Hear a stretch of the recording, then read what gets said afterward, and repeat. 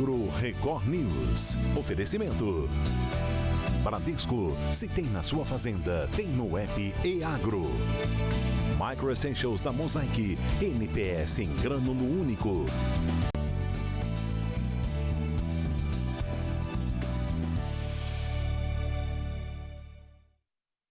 Oi, bom dia para você. O Agro Record News está no ar. O Secafé e a Fundação Solidariedade firmaram um acordo de cooperação técnica para a promoção da sustentabilidade do café brasileiro. A Europa é um dos maiores consumidores e importadores do café brasileiro. Apenas no acumulado do primeiro semestre deste ano, a União Europeia respondeu por 47,3% das aquisições do produto nacional. Países como a Alemanha, Bélgica e Itália são os grandes consumidores dos nossos cafés. Mas a sustentabilidade na cafeicultura tem sido cada vez mais cobrada pelo continente. Em setembro, o Conselho dos Exportadores de Café do Brasil participou de um painel referente ao regulamento da União Europeia para produtos livres de desmatamento, que integrou o cronograma de reuniões da Organização Internacional do Café em Londres, na Inglaterra. Segundo o Conselho, o nível de preocupação sobre o regulamento está elevado, mas o Brasil segue visto como um país diferenciado. E agora o Secafé e a Fundação Solidariedade firmaram um acordo de cooperação técnica com foco na promoção da sustentabilidade da cafeicultura brasileira e no desenvolvimento de projetos alinhados às demandas do mercado consumidor externo, que vem exigindo mais transparência quanto à governança socioambiental. O objetivo do acordo de cooperação técnica entre o Secafé e a Fundação Solidariedade é o desenvolvimento de projetos para a promoção da sustentabilidade dos cafés no Brasil, também em alinhamento aos anseios do mercado consumidor externo, que vem demandando cada vez mais transparência em relação ao cumprimento dos critérios ESG. O regulamento da União Europeia para produtos livres de desmatamento determina que o café somente poderá ser exportado para a União Europeia se não foi produzido em área desmatada após 31 de dezembro de 2020. A primeira iniciativa dessa cooperação está voltada ao compliance dos cafés do Brasil ao regulamento da União Europeia para produtos livres de desmatamento, mais conhecido como EUDR, e essa regra ela gera vários desafios, entre eles o enfrentamento dos falsos positivos para desmatamento. Esses falsos positivos ocorrem devido à semelhança do comportamento espectral das áreas ocupadas com vegetação nativa e daquelas que têm café em formação e café em produção. Então, dependendo da resolução espacial das imagens de satélite utilizadas dos sistemas de monitoramento de desmatamento existentes no Brasil, pode existir essa confusão entre áreas de café e áreas de floresta, e essa confusão ela pode se acentuar em regiões com relevo mais acidentado e também devido ao tamanho variado dos talhões de café nas regiões produtoras. Segundo a diretora de Responsabilidade Social e Sustentabilidade do Secafé, os alertas de falso positivos para desmatamento devem ser enfrentados e monitorados. Para contornar esse problema, o Secafé solicitou ao Departamento de Geoprocessamento da Fundação Solidariedade que realize uma análise multitemporal de uso do solo em áreas produtoras de café selecionadas, com base em imagens de satélite de alta resolução, para verificar se eventuais alertas de desmatamento que possam aparecer nessas áreas são reais ou se configuram falsos positivos. A parceria firmada oferece aos exportadores associados ao Secafé a verificação de critérios ambientais em acordo com o regulamento. Essa análise detalhada realizada pela Fundação Solidariedade é de muita importância para evitar exclusões indevidas de acesso dos cafés do Brasil ao mercado europeu em períodos aí de vigência do EUDR. E no começo de outubro foi comemorado o Dia Internacional do Café. A data busca promover a bebida tão amada e importante para a economia de muitos países. A data foi criada pela Organização Internacional do Café e busca promover o comércio justo, além de conscientizar sobre o impacto global dessa indústria tão importante para todo mundo. É uma ótima oportunidade para valorizar o trabalho dos agricultores e das indústrias, promover o consumo consciente e incentivar o comércio justo e sustentável. Um outro ponto do café é que ele é socializante. Ninguém gosta de tomar café sozinho. toda pessoa convida uma outra para tomar um cafezinho. Então o café, ele é mais do que uma bebida. Ele é uma parte da cultura mundial. O Brasil é o maior produtor e o maior exportador de café do mundo. Por isso, é importante que o país comemore a data. Segundo o terceiro levantamento divulgado pela Conab, a safra de 2024 do café está estimada em 54.790.000 sacas beneficiadas, juntando as duas espécies, arábica e canéfora. Para o Conilon, a produção é estimada em 15.200.000 sacas, com o Espírito Santo sendo o principal produtor do país. Já para o arábica, a estimativa aponta para uma produção de 39.590.000 sacas. Minas Gerais, principal produtor de café no Brasil, vai ser responsável pela colheita de 27.690.000 sacas de arábica. Patrocínio, no Cerrado Mineiro, é o município que mais produz cafés no Brasil. Para o diretor-presidente executivo da Expocacer, Cooperativa de Cafeicultores do Cerrado Mineiro, é fundamental que se celebre a data. Então vejamos o quão importante é comemorarmos o Dia Internacional do Café, da origem para o consumo. Aqui, da nossa origem, a origem controlada, a primeira denominação de café, a primeira denominação de origem para o café do Brasil. E mesmo com o preço do produto mais alto, o consumo não para de crescer. Segundo uma pesquisa realizada pela consultoria São Paulo Coffee Hub, em parceria com a Associação Brasileira da Indústria de Café, a ABIC, 51% dos entrevistados compram entre 3 e 5 pacotes de 250 gramas por mês, o que indica que o café faz parte do cotidiano em diferentes momentos de consumo.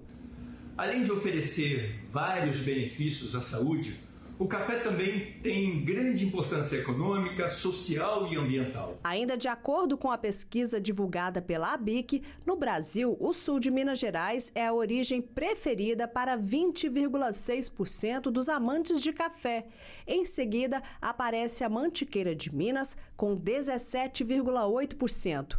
E ainda o Caparaó, com 15,4%, Cerrado Mineiro, com 12,3%, Montanhas do Espírito Santo, com 10,4%, a Chapada Diamantina, com 6,7%, Alta Mogiana, com 6,3%, Matas de Minas, 6,2% e a Amazônia, com 1,1%. Entre os métodos de preparo mais usados pelos coffee lovers está este aqui, o V60. 26,5% dos entrevistados escolheram este como o melhor preparo para a bebida, mas a prensa francesa e o coado tradicional também apareceram na pesquisa, com 16% e 14%, respectivamente. O importante é que, além deles beberem os filtradinhos tradicionais, que eles venham conhecer, continuem tomando café especial, continuem provando, aprendendo a degustar esses cafés que são tão especiais para nós. Eu tô lá no especial e quando a gente chega nesse nível, a gente fica um pouco chato, para ser bem sincera, né? E aí é muito difícil a gente voltar. Então hoje eu já tô consumindo os cafés mais especiais que tem todas essas características envolvidas, né? Independentemente do tipo de café ou método de preparo, o importante é celebrar essa bebida tão amada no mundo inteiro. Vamos todos celebrar esse dia com uma xícara de café do melhor café do mundo. O nosso, é claro.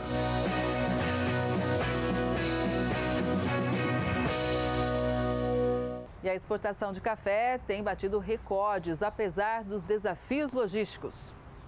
Demanda não falta.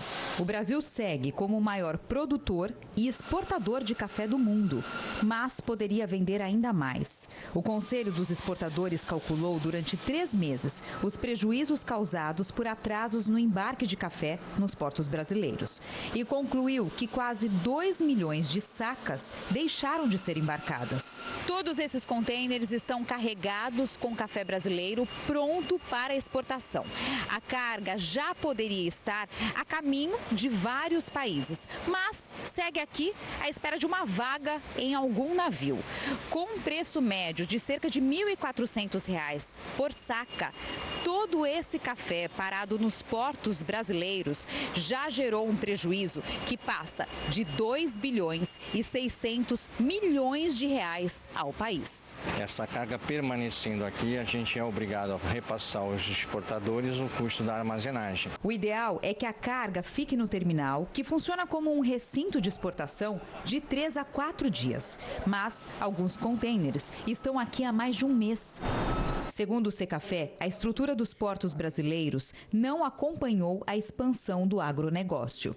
Nós temos navios hoje de 24, 26 mil containers que movimentam containers no mundo, e esses navios não entram nos portos brasileiros. Nós temos a necessidade de ampliar a capacidade de pátio, a ampliação de rodovias, para que essas cargas tenham uma dinâmica de giro melhor e mais rápido. Os estoques de suco de laranja podem não se recuperar na safra 2024-2025. Isso vai depender da produção da fruta no cinturão citrícola de São Paulo e Minas Gerais. Os baixos rendimentos e as condições climáticas têm gerado preocupação sobre o futuro da produção do setor citrícola brasileiro. A mais nova previsão aponta para a produção de 215 milhões de caixas de laranja. Esse volume representa uma redução de 29% em comparação com a safra anterior.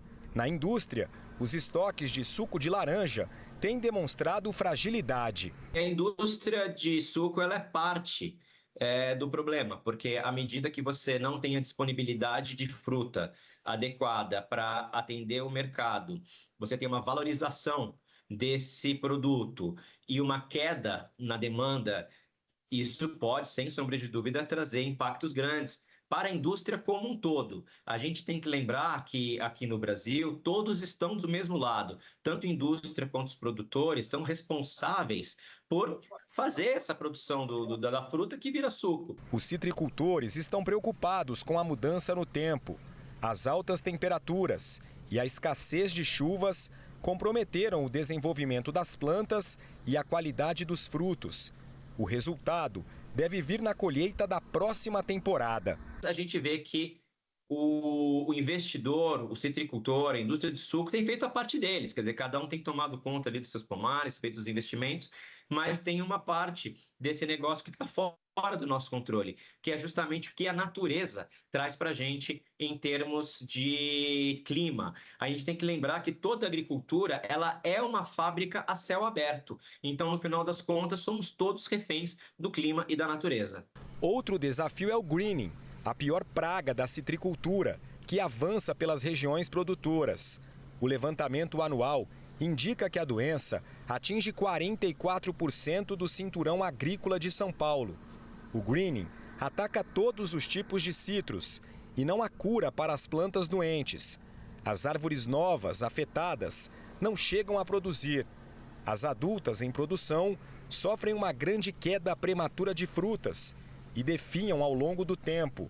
O psilídeo é o inseto vetor da bactéria que espalha a doença pelas plantas. Essa doença que desde 2004 chegou aqui no Brasil e que agora ela chegou a 44% dos pomares de laranja, segundo dados do Fundecitrus, e que precisa aí de uma atenção especial, principalmente das autoridades, do ponto de vista do controle fitossanitário, e, claro, do produtor fazendo a lição de casa ali no dia a dia, nos tratos culturais. A exportação da laranja brasileira registrou queda de 13%. Essa redução ajudou a evitar um cenário ainda mais crítico nos estoques no mercado interno, que poderiam ter chegado a um volume negativo. Para os próximos meses, a expectativa é otimista. A alta demanda da indústria de suco pode resultar em preços mais atrativos para produtores. Mas essa retomada depende da recuperação na produção nas lavouras. Para garantir a sustentabilidade do mercado, a orientação é para que os citricultores e as processadoras desenvolvam estratégias para enfrentar os desafios e potencializar a recuperação da produção nos próximos ciclos. O que a gente pode é falar sobre os fundamentos. Os fundamentos do mercado hoje, eles ainda mostram uma oferta que ela está abaixo da demanda, mas existe uma preocupação. Conforme essa demanda ela vem caindo nos principais mercados consumidores, em algum momento as acomodações elas vão acontecer, ou seja, essa demanda em algum momento ela vai encontrar com oferta e isso certamente causará uma acomodação no mercado. E enquanto a retomada da produção de laranja não acontece, os preços da fruta continuam alcançando novos recordes. A oferta restrita e a demanda aquecida impulsionaram os valores no mercado. A produção limitada da fruta tem sido um fator determinante para a elevação dos valores pagos aos produtores. Além disso, a demanda aquecida no setor industrial também contribuiu para a valorização no mercado in natura.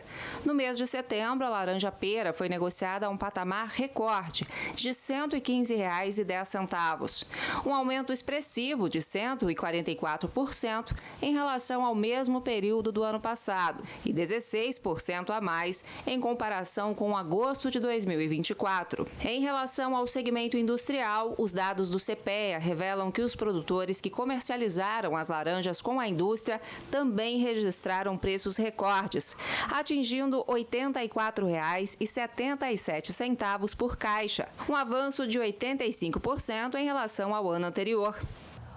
O Senar DF fez um dia de campo sobre bovinocultura para os produtores. A alimentação animal foi um dos destaques.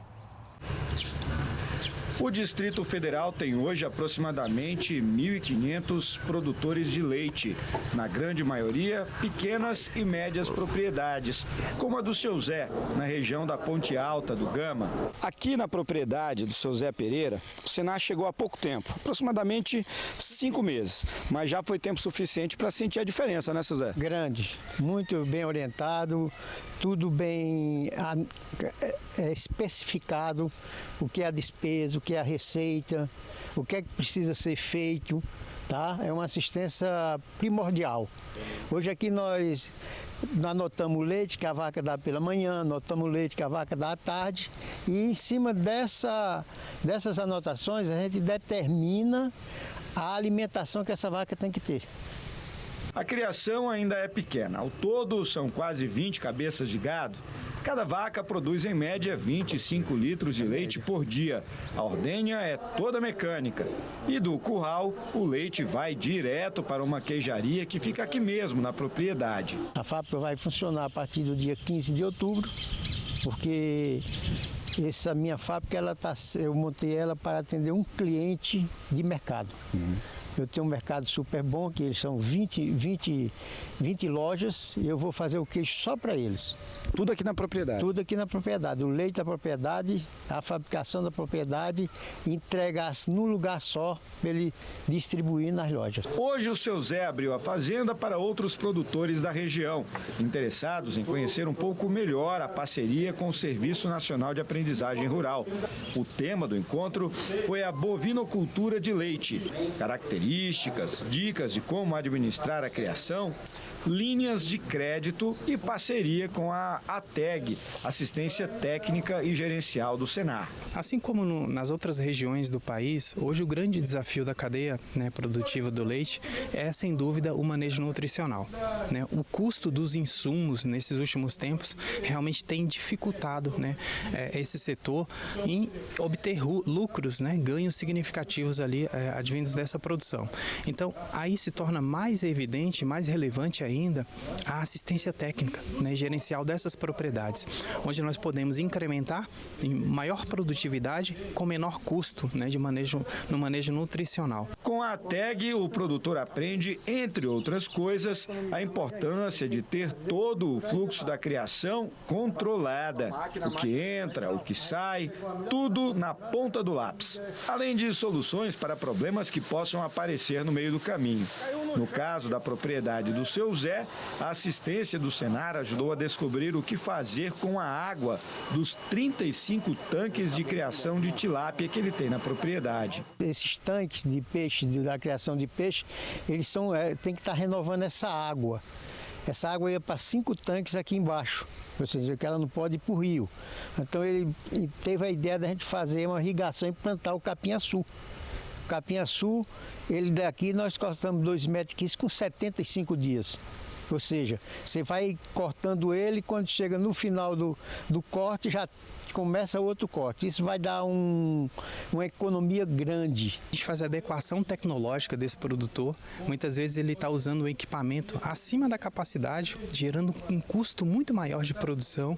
Então essa adequação tecnológica, realmente esse ajuste fino, né, na produção dele faz com que ele no final, na ponta, ele consiga obter ganhos sem aumentar o rebanho, sem aumentar, né, a estrutura física ali nas salas de manejo, salas de ordenha, né, os equipamentos.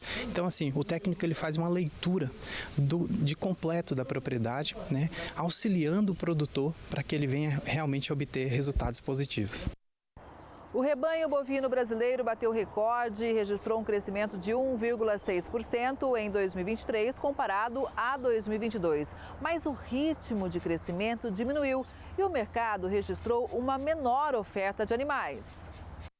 O efetivo brasileiro de cabeças de gado se mantém acima do número de habitantes do país. O rebanho bovino atingiu 238 milhões de cabeças em 2023. O aumento é de 1,6% na comparação com o ano anterior. Se a gente pegar março de 2022, foi o pico de preço do boi gordo, as principais categorias aí de bovinos, né? Então isso gerou uma maior retenção, né? Estimulou a retenção de fêmeas com matriz no rebanho e a gente viu ali uma oferta aumentando não só em 2022, como também, principalmente em 2023, aí o fruto dessa retenção do ano anterior, né? Diferentemente, agora a gente teve já, a partir aí de março de 2022, uma queda no preço que vem desestimulando desde o ano passado, portanto, 2023, essa retenção de fêmeas no rebanho com matriz, né? Ou seja, em função da menor atratividade da produção de bezerro, a gente tem descartado mais fêmeas. E aí por isso que a gente já teve aí um impacto na oferta de animais com uma intensidade de crescimento menor em 23 em relação ao que tinha crescido no ano anterior. Segundo a pesquisa realizada pelo IBGE, a produção pecuária é marcada por ciclos. Entre 2019 e 2022, o setor passou por uma fase de retenção de fêmeas para a criação de bezerros. Com isso, o rebanho aumentou. Apesar desse crescimento nacional, os dados da pesquisa indicam queda no rebanho bovino em algumas áreas do país, incluindo o Sudeste, importante região produtora. Pensando aí no rebanho total, né, como eu falei, corte e leite, a gente tem aí como principal estado produtor o Mato Grosso, com 33,9 milhões de cabeças. Na sequência, o Pará, com 25,04 milhões de cabeças. Goiás, 23,7. Minas Gerais, 22,5, arredondando os valores, é claro, né? Mato Grosso do Sul, na sequência, com 18,9. Rondônia, com 18,1. Bahia, com 13,3 milhões de cabeças de bovinos. E fechando aí o nono e o 10º lugar, Rio Grande do Sul, com 12,01. E o Tocantins, com 11,3 milhões de cabeças de bovinos. Em 2023, foi possível perceber os efeitos da retenção dos anos anteriores, segundo o IBGE, mas uma inversão do ciclo começou a aparecer, com um abate mais elevado de fêmeas. Para especialistas do setor, esse movimento tende a reduzir o rebanho nos próximos ciclos.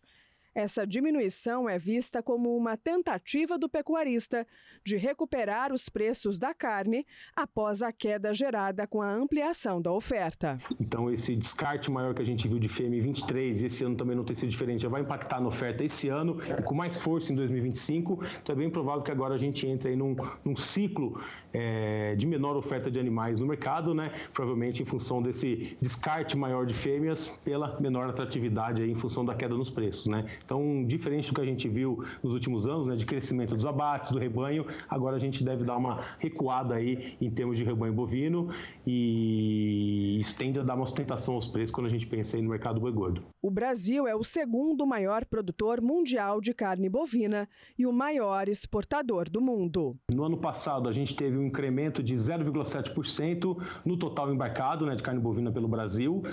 Foram ali quase pouco mais de 2 milhões de toneladas de carne fresca, refrigerada ou congelada, né, sem considerar os miúdos, e essas são informações do Comex, né? No entanto, apesar do crescimento no volume, a gente viu um preço médio do produto exportado recuando aí mais de 20%, ou seja, 20,2% também segundo dados Comex. Agora eu tenho um recado campeão da Mosaic para você, produtor. Você gosta de futebol, certo? E sabe quando aparece aquele craque que eleva a performance e resolve no campo? Na sua lavoura, o craque é Micro Essentials da Mosaic, o fertilizante com NPS em um único grânulo. Nitrogênio decisivo para o desenvolvimento das plantas. Fósforo de alta solubilidade para raízes robustas e maior enchimento dos grãos. 2 formas de enxofre disponibilizadas conforme a necessidade das plantas. Nutrição uniforme e mais resultados na colheita. Fertilizante com NPS em um único grânulo é Micro Essentials da Mosaic. Performance no mais alto nível. Saiba mais no QR Code ou acesse nutriçãodesafras.com.br. As exportações do agronegócio mineiro mais uma vez alcançaram números recordes. Confira agora na reportagem. Os números são os maiores registrados em 27 anos, quando os dados começaram a ser contabilizados. O agronegócio mineiro registrou crescimento na receita e no volume exportado. As nossas exportações do agro mineiro bateram novamente recordes. Os números alcançados são os melhores da série histórica para o período de janeiro a agosto, em comparação com o mesmo período do ano passado. Registramos um total de 11 bilhões de dólares em receita e mais de 12 milhões de toneladas embarcadas que chegaram em 165 países. Isso significa um crescimento de 15% na receita e 14% no volume exportado. As exportações de café atingiram 4 bilhões e meio de dólares, com embarque de 19 milhões de sacas para 85 países. Os números representam um acréscimo de 33% na receita e mais de 28% no volume. Já o café solúvel teve um acréscimo de 625% no valor e 619% no volume embarcado, devido ao aumento das aquisições por parte da Rússia e dos Países Baixos. Soja em grãos, farelo e óleo de soja atingiram a marca de 2,9 bilhões de dólares e 6 milhões e meio de toneladas. O volume exportado aumentou em 18%. O complexo sucro-alcooleiro, composto por álcool e açúcar, teve uma receita de quase 1 bilhão e meio de dólares, com embarque de quase 3 milhões de toneladas. O açúcar, principal componente, registrou um aumento de 32% no valor e 23% no volume exportado. As vendas do setor de carnes apresentaram um crescimento de 12% no volume embarcado, com 315 mil toneladas. A receita somou 993 milhões de dólares, o que representa um aumento de 10%. A carne bovina foi o destaque do segmento, com 706 milhões de dólares e mais de 600 mil toneladas embarcadas. A China continua sendo o principal comprador dos produtos agropecuários mineiros, com quase 3 bilhões e meio de dólares. Na sequência vem Estados Unidos, Alemanha e Itália. No período analisado, Minas Gerais também conquistou novos parceiros comerciais, como a Sérvia e Barbados. De acordo com a Secretaria de Agricultura, Pecuária e Abastecimento, a expectativa é que até o fim do ano os números continuem surpreendendo. Se o cenário positivo persistir, e a gente acredita que sim, a projeção é que a receita anual atinja cerca de 17 bilhões. Indígenas e produtores rurais vivem uma rotina de tensão no Paraná, perto da fronteira com o Paraguai.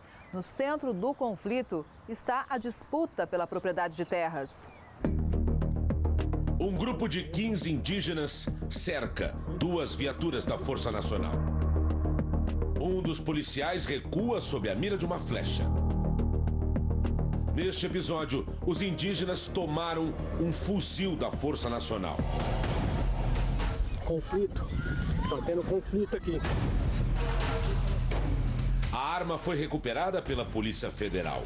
Até o fechamento desta reportagem, ninguém foi preso e o inquérito está em sigilo. Imagina se disparasse um fuzil contra um pessoal da Força Nacional, sairia uma tragédia aqui.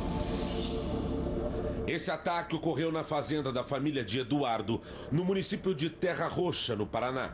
A propriedade foi invadida por indígenas no dia 7 de julho de 2024. Desde então, eles passaram a montar barracas e casas de madeira na área. Alguns acampamentos estão bem perto das sedes das fazendas. É o que acontece nessa propriedade aqui em Terra Roxa. Os indígenas estão lá no fundo, naquelas casas improvisadas. Foi com esses indígenas que deu o problema da tomada do fuzil da Força Nacional. Do acampamento lá embaixo até a casa principal lá em cima, a distância é de aproximadamente 500 metros. 19 propriedades do oeste do Paraná registram invasões de indígenas desde 2004. Essas áreas ficam nos municípios de Terra Roxa e Guaíra, perto da fronteira com o Paraguai. Este ano, as ocupações cresceram. Essas ocupações, elas são altamente preocupantes para o estado do Paraná e para o país, porque nós estamos numa área de fronteira. Esse pessoal tem sido massa de manobra de contrabandos, né? De armas, de munição, de droga. A gente tem comprovado, nós temos estudos antropológicos, temos cadeia dominial de 100 anos dizendo que nunca houve indígenas aqui, muito menos em todas essas áreas. As terras indígenas ocupam quase 14% de todo o território brasileiro. Em 2018, foi apresentado pela FUNAI um estudo de uma antropóloga que apontou algumas áreas da região de Guaíra e Terra Roxa como sendo terras da etnia Avá-Guarani. Um dos argumentos é que os indígenas foram deslocados para a construção da usina de Itaipu. Porém, até agora, essas terras não foram declaradas oficialmente indígenas. Temos certeza absoluta que não haviam indígenas nem em Santa Helena, nem em Guaíra, Terra Roxa, nenhum desses locais aí. Eu fui contratado entre 2018 a 2021, atuei junto à Itaipu Binacional e os estudos revelaram que eles não estavam lá. Primeiro, não estavam lá há muito tempo, há décadas atrás. No final de 2023, as invasões tornaram-se uma avalanche, né? A escalada da violência já registrou pessoas mutiladas e agressões a produtores rurais. Jogaram no chão, me arrastaram e dali eu fiquei preso 2 horas. Eles amarraram suas mãos? Sim, amarraram a mão. Nossa equipe testemunhou o clima tenso na região. Tentamos falar com um grupo de indígenas acampado na margem de uma estrada municipal. Você tem que acompanhar a FUNAI. Não é só você sozinho vir na nossa aldeia, não vai chegar no sozinho. Se você chegar lá, você já pegaram. Queria saber só de onde é que vem a turma, de onde é que vem, se é daqui mesmo, se é do Paraguai, se é do Brasil. Você tem autorização para entrar aqui? Mas se você não tem autorização aí, você vai ficar preso aqui no meio. Vamos sair, vamos lá. A ocupação em que estivemos é na fazenda do seu Hermínio, de 83 anos, que comprou essa área em 1982 para plantar soja e milho. Com a invasão, 1/3 da propriedade de 34 alqueires está sem produzir. Estou tendo prejuízo com isso, estou pagando imposto assim mesmo, então é uma coisa que a gente espera uma solução definitiva. É extremamente preocupante, porque nós sabemos que são oriundos do país vizinho, Paraguai.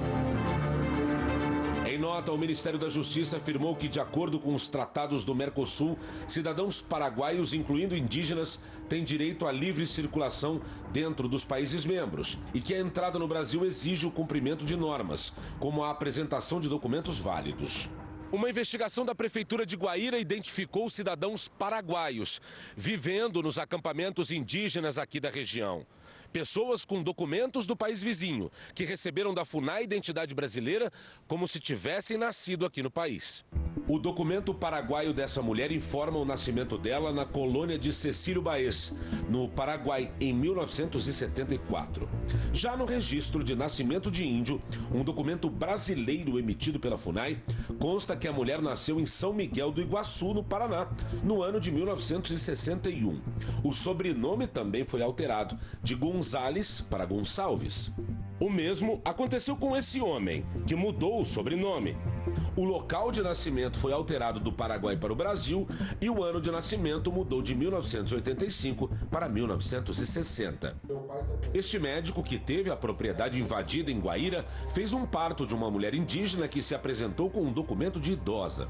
Veio uma senhora grávida e para ganhar o neném, 30 anos, 32 anos, no máximo 35 anos, e veio com um documento de 65. Nós procuramos a Polícia Federal, que abriu um inquérito para apurar essas denúncias, mas o delegado informou que a investigação está sob sigilo. Os impactos na economia são cada vez mais sentidos pelos produtores rurais. Essas áreas já praticamente não está saindo seguro das lavouras, não estão podendo financiar. E fora o nosso município, que acaba perdendo os investimentos de fora e acreditando no nosso município, que está cercado com esses problemas. Os peixes estão ameaçados pela estiagem em Mato Grosso do Sul. O Rio da Prata está seco em vários trechos. Por isso, muitos animais tiveram que ser resgatados. Este é o Rio da Prata, famoso pelas águas cristalinas, mas neste ponto não há nada que se pareça mais com ele. Aqui, biólogos e voluntários do Instituto Homem Pantaneiro tentam salvar os peixes. Pirapotangas e curimbas são resgatados. Meses atrás, a Record mostrou a situação crítica do Rio da Prata, que já estava seco em alguns trechos. Aqui neste ponto, até semanas atrás, tinha água suficiente para que os peixes seguissem o fluxo. Mas com a baixa do nível do rio, a situação piorou e agora os animais estão represados. Foi preciso colocar oxigênio na água para manter as espécies com vida. A gente precisa que esses animais aumentem um pouco a sua resistência para que a gente consiga fazer esse relocamento. A gente já causa um estresse a esses animais quando está fazendo esse processo. Então, se você realiza esse processo com esses animais debilitados, dificilmente eles sobrevivem. Situação alarmante que chamou a atenção também da Polícia Militar Ambiental. Eu nunca deparei com uma situação dessa agora, né? Agora está crítico demais. Então, correndo para salvar a espécie dos bichinhos para não estar em extinção, né? Aqui o nível da água chegou a quase zero, baixou mais de 4 metros. A expectativa é salvar em 24 horas todo o cardume, com cerca de 300 peixes. No tanque, o oxigênio de mergulho dá o suporte para que os animais sobrevivam ao deslocamento de quase 10 quilômetros, até o outro ponto, onde o rio ainda está preservado por causa das nascentes. Um a um, eles são devolvidos à natureza. Tarefa arriscada, mas que está dando certo. As queimadas têm preocupado muita gente na cidade e também na área rural. No Vale do Aço, em Minas Gerais, as atenções estão voltadas para os animais silvestres. A fauna pede socorro por causa dos constantes incêndios no Vale do Aço. São mamíferos e aves das mais diversas espécies afetados pelo fogo que se alastra sem limites em áreas de matas na região. É o caso desse cachorro do mato que foi resgatado recentemente e levado para o SEBUS, o Centro de Biodiversidade da UZIPA em Patinga, responsável pela reabilitação dos animais. A bióloga da unidade conta que nos últimos dias aumentou o número de espécies resgatadas dos incêndios. Esse ano nós temos recebido uma variedade grande de espécies, tanto aves quanto mamíferos, e numa quantidade que não temos o costume de receber. Já passaram de 50 animais só nesse mês de setembro. Segundo a bióloga, há animais que não resistem a ferimentos causados pelo fogo. Gaviões e corujas, principalmente, que acabam se chocando com os equipamentos urbanos na fuga da área queimada, O gavião, ele tenta capturar algum animal que está em fuga da área de queimada. Ele quer aproveitar aquela oportunidade para se alimentar. Então ele voa no sentido do local queimado. Com isso ele entra em contato com a fumaça, fica atordoado e acaba se chocando com os equipamentos urbanos. Por causa das queimadas, cerca de 60 mamíferos e aves foram resgatados e trazidos aqui para o SEBUS, que é o Centro de Biodiversidade da UZIPA, como, por exemplo, aqui o gavião carijó, que foi resgatado em uma das matas que foi devastada pelo incêndio na região do Vale do Aço. O trabalho de resgate dos animais vítimas de incêndios é realizado pelo Corpo de Bombeiros, que conta com o apoio da Polícia Militar Ambiental. Quando chegamos ao local e vemos que correm riscos animais, principalmente animais de esporte, como boi, cavalo, geralmente a gente instrui os donos dos animais a liberarem se eles estiverem presos em algum pasto ou presos em algum curral, para não correr o risco do incêndio se alastrar, porque são animais de grande porte e muitas vezes em local de difícil acesso é difícil a retirada. Quando são animais de tamanho menor, o Corpo de Bombeiros atua no salvamento desses animais e desloca para os órgãos responsáveis por cuidar de animais silvestres. O IEF, Instituto Estadual de Florestas, ficará responsável pela destinação dos animais após serem avaliados pelo Centro de Biodiversidade da UZIPA. O órgão ambiental, o IEF, é que vai definir a destinação desses animais. O que vai ser deles daí para frente, Se vai translocar eles para outro local que não tenha sofrido com os incêndios para que eles possam ser soltos, ou se eles vão permanecer em cativeiro aguardando alguma recuperação, algum sinal de recuperação do ambiente de origem, Mas a definição disso é do IEF. Um caso de raiva animal foi registrado na zona rural de Tubarão, Santa Catarina. Confira agora quais ações foram tomadas. O animal que apresentava sintomas da doença foi sacrificado e enviado para análise, com resultado positivo para a raiva. O caso ocorreu na localidade do Sertão dos Correios, em Tubarão. A partir dessa confirmação, um bloqueio vacinal será realizado em cães e gatos da região para a prevenção de novos casos. Lembrando que esse bloqueio vacinal será iniciado num raio de 300 metros. As equipes da vigilância em zoonoses já começaram, inclusive, a vacinação de cães e gatos em um raio de 300 metros a partir do local onde o boi infectado estava. A ação visa bloquear a disseminação do vírus da raiva, protegendo os animais da região. Um levantamento, inclusive, já foi realizado pela Vigilância Epidemiológica. Antes do início desse bloqueio vacinal, os servidores da Unidade de Vigilância em Zoonoses realizaram um levantamento dos animais que serão imunizados. O procedimento seguirá o mesmo protocolo adotado anteriormente, quando foi registrado um caso de raiva em um morcego na área central da cidade de Tubarão. A prevenção é fundamental para evitar novos casos. Lembrando que a Vigilância Epidemiológica está reforçando que a vacinação de animais domésticos é a melhor forma de prevenir a raiva. Após a confirmação do caso em Tubarão, a recomendação para os moradores da região é garantir que seus pets estejam vacinados, evitando assim novos focos da doença. Até 20 de outubro, os produtores não podem plantar feijão no Distrito Federal. É o período do vazio sanitário.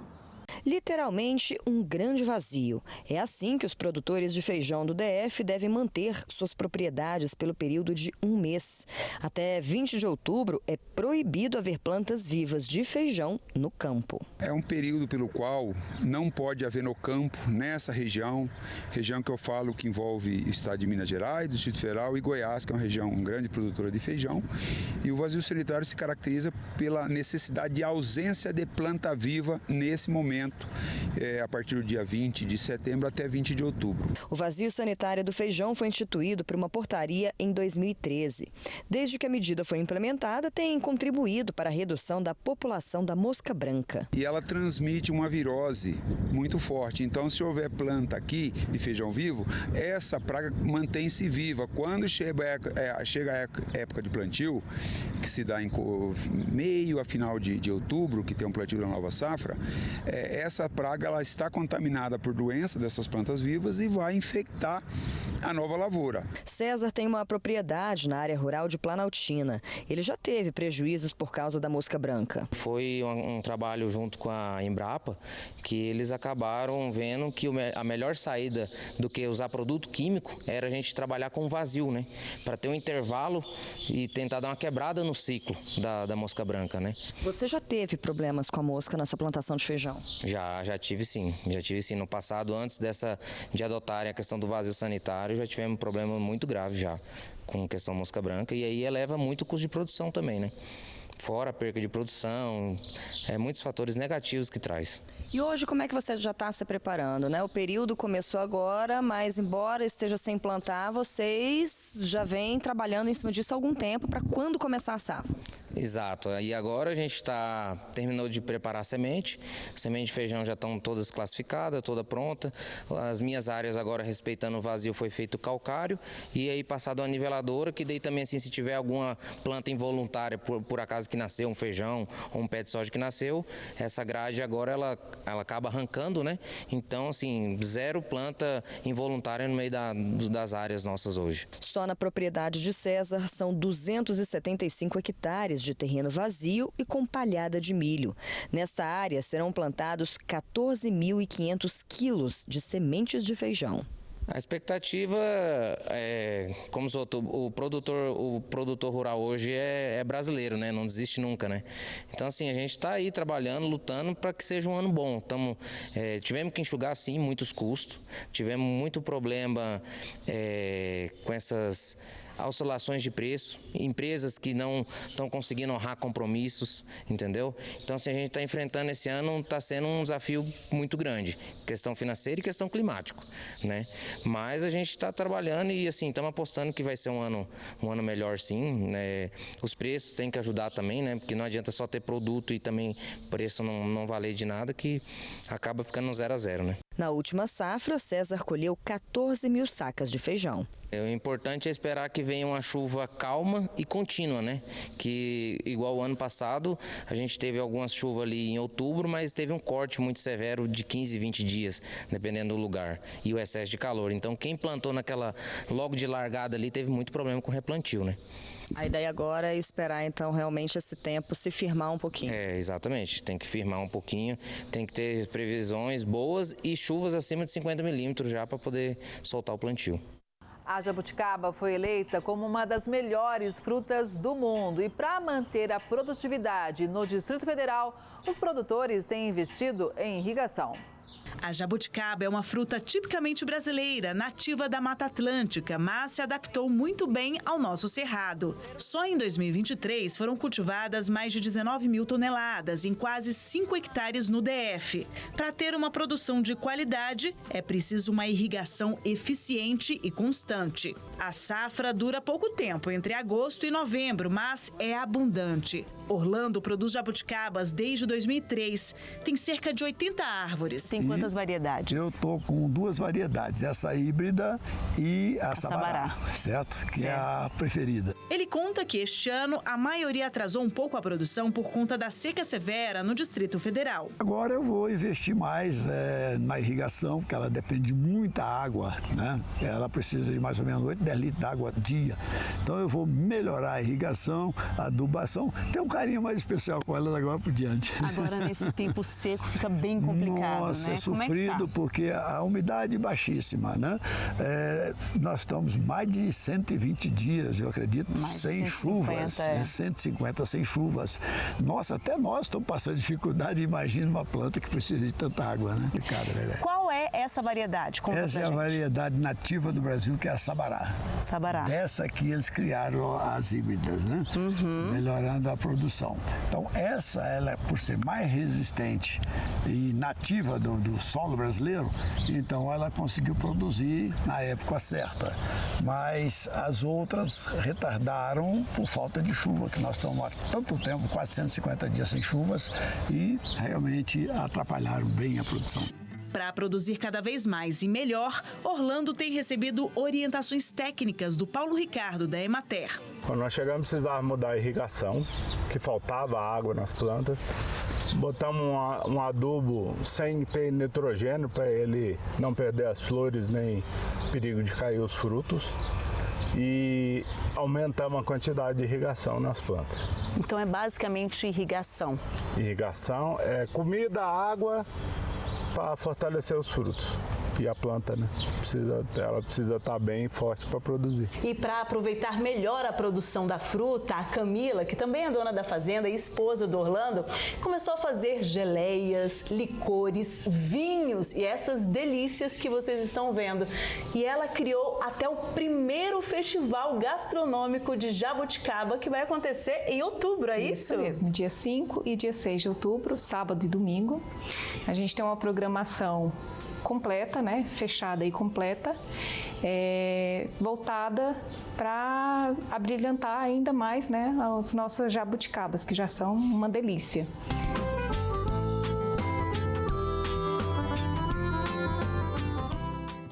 E um sensor desenvolvido pela Embrapa ativa a irrigação de forma automática. Com isso, o consumo de água cai pela metade. Esse sítio, localizado na região de São Carlos, no interior paulista, produz frutas, verduras, tem área de piscicultura, espaço destinado à educação ambiental e vivência rural. Mas ele se destaca mesmo por colocar em prática muitas tecnologias desenvolvidas em centros de pesquisa como a Embrapa. Uma delas é o sensor de irrigação, aplicado na estufa que produz morangos no sistema agroecológico há 3 meses.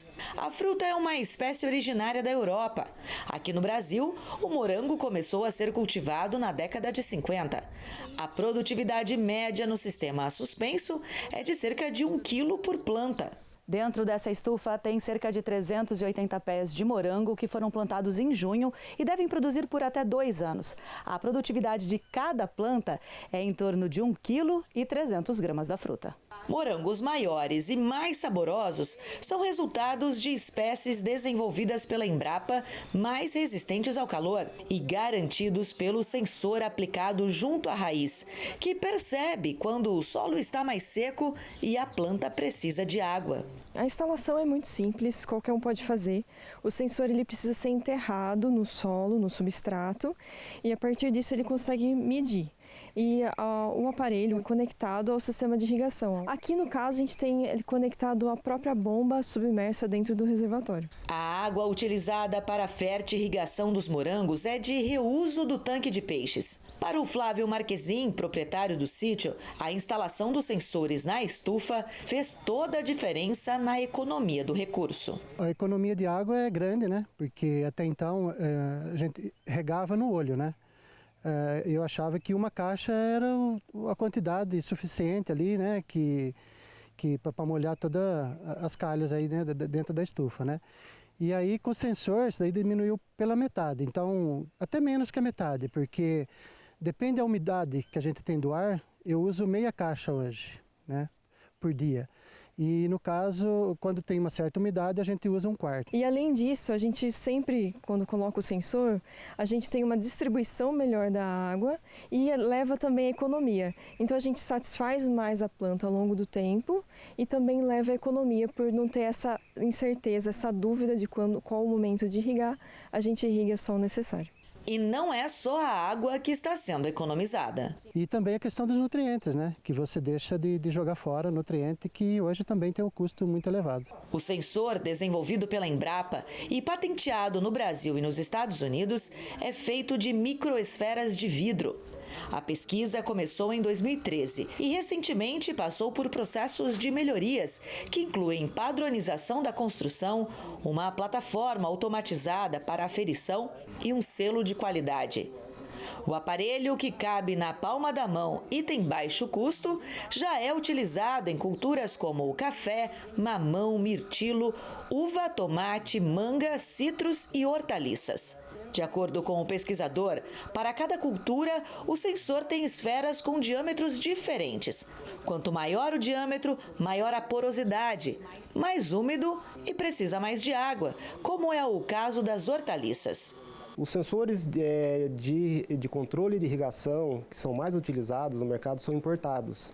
Então é uma tecnologia que não é brasileira e é cara, né? Então ele tem esse diferencial. Desde o início do projeto a gente buscava uma tecnologia nacional que tivesse um diferencial e que tivesse um custo também inferior. Então ele atende a diversas culturas, diversos sistemas de irrigação. Ele pode ser usado em aspersão, em gotejamento, por inundação, então vários sistemas de irrigação. Não há limite para a abrangência de um sensor.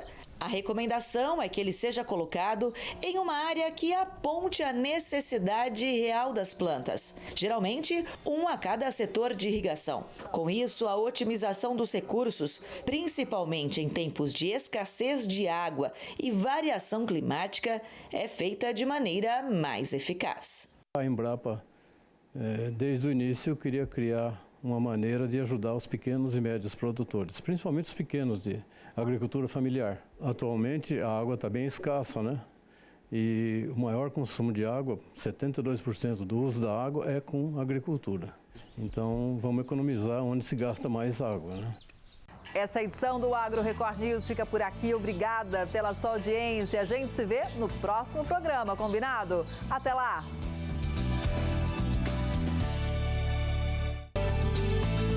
Agro Record News. Oferecimento. Bradesco, se tem na sua fazenda, tem no app EAgro. Micro Essentials da Mosaic, NPS em grânulo único.